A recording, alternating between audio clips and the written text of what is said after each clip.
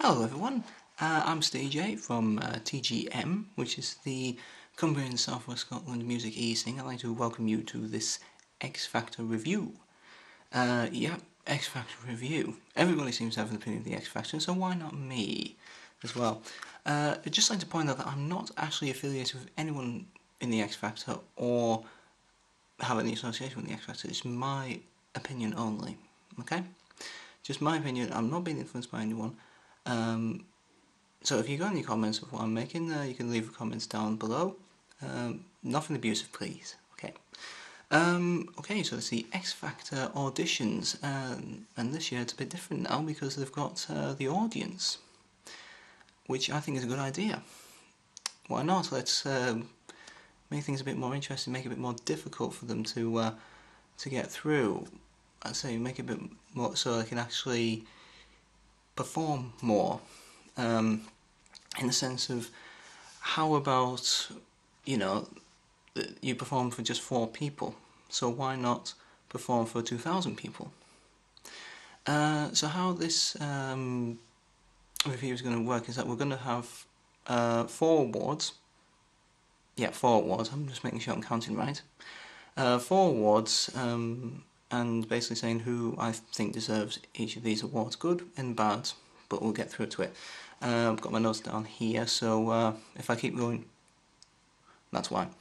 So the auditions took place in London, Manchester and Glasgow, and our first award is the most crap performance, and that pretty much speaks for itself. It's a case of, it's not crap in the sense of it was crap but it was a good performance and entertainment. No, it was just literally crap. And honourable mentions we've given to Carol Campbell, who was in the Glasgow auditions doing Girls Aloud song Untouchable, which was really bad in the sense of it was basically being all falsetto and everything.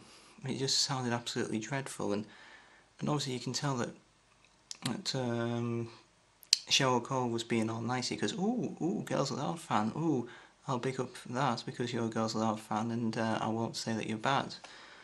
Another mention is to the Dreamgirls. Dreamgirls doing Angels. This is the East European models, if I'm correct. Completely out of tune, absolutely horrendous, and to choose them as the very first audition these on the show just pretty much sets the standards anyway. Simon's comments spot on. I can't actually remember what they are, so if I apologise if I don't know what those comments are, but I mean you guys will know because you'll be banging repeats on and everything. But the award, we've given this to Triple Trouble, who did the version of Umbrella. This was a trio, if I'm correct, and it was really at the end of the performance that they showed pretty much how much they appreciated Simon Cowell's comments and the judges by basically being all abusive to them and chucking the microphone down on the stage, if I'm correct, and pretty much the crowd booing the hell out of them. But I mean, that's what happens. I mean, if you don't like it, then tough. I think it was more the case of the fact that they kept coming out saying, oh, we're big enough for all the kids getting bad rap and everything, and then they show that kind of reaction. Well, there you go.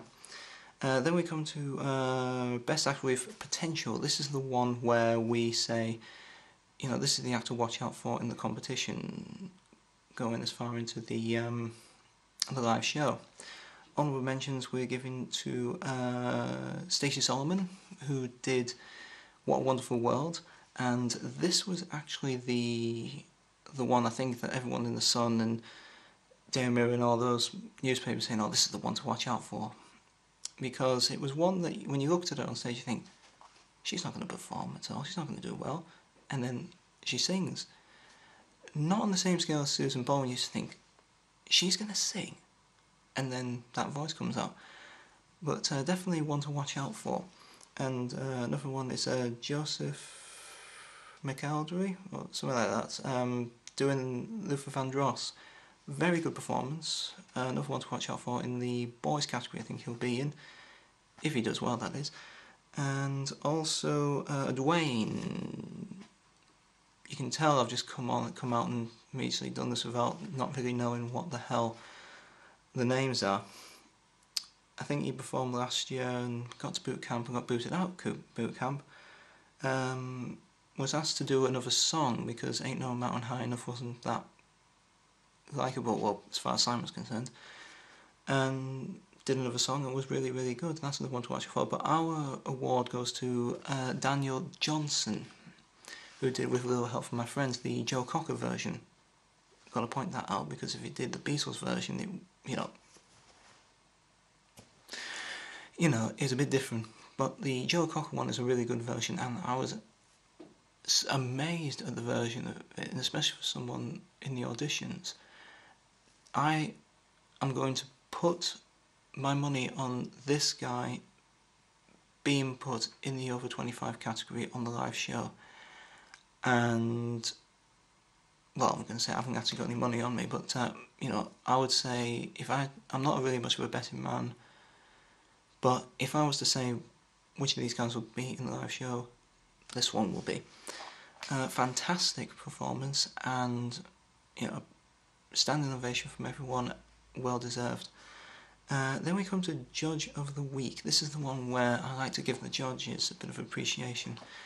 And, yep, Simon Cowell wins. Pretty much because of the fact that he's just that kind of judge that just is on. He's basically honest as the day is long, but he's pretty brutal about it, isn't he?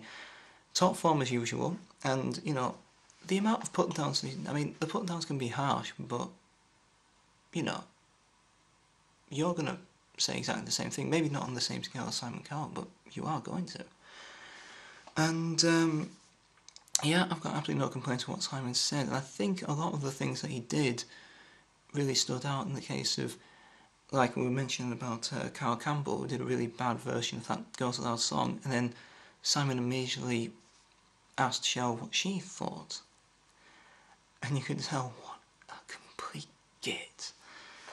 So that's where Simon Cowell wins it. And then we finally come to the best performance. This is more of the best entertaining performance, I'm going to point out, because this is the one where it doesn't matter whether they did well or they did crap. This is literally the one for entertainment purposes.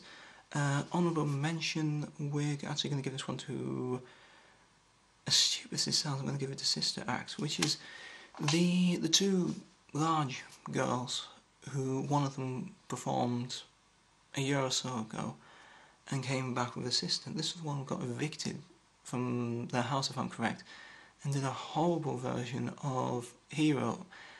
When I say horrible, it was just really the case of, God, are these two going to actually get it, that they're not going to go through? And I think it was more the case of the reaction of the judges that give this an honourable mention, but my award, I'm giving it to John and Edward.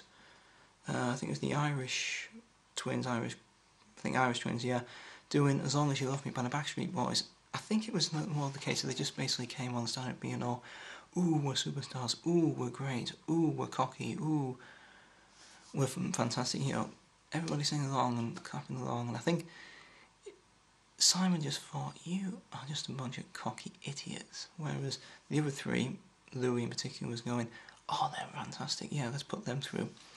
And I hope they're one of those guys that will be, Simon hates them, but everybody loves them, kind of like what Daniel was in last year's show, and who else, Same Difference, and Chico, in that same category, so that's where my awards go. And that wraps up the first week of the X Factor auditions. Over the next 4 months we'll be doing this through the auditions, through boot camp, through the judges' house, and then we go into the live show. But we'll be talking more about that as time goes on, so, hope you rejoin the next 4 months with me. Again, any comments, just leave them down there. Abusive, please, no abusive ones, just any constructive ones, please.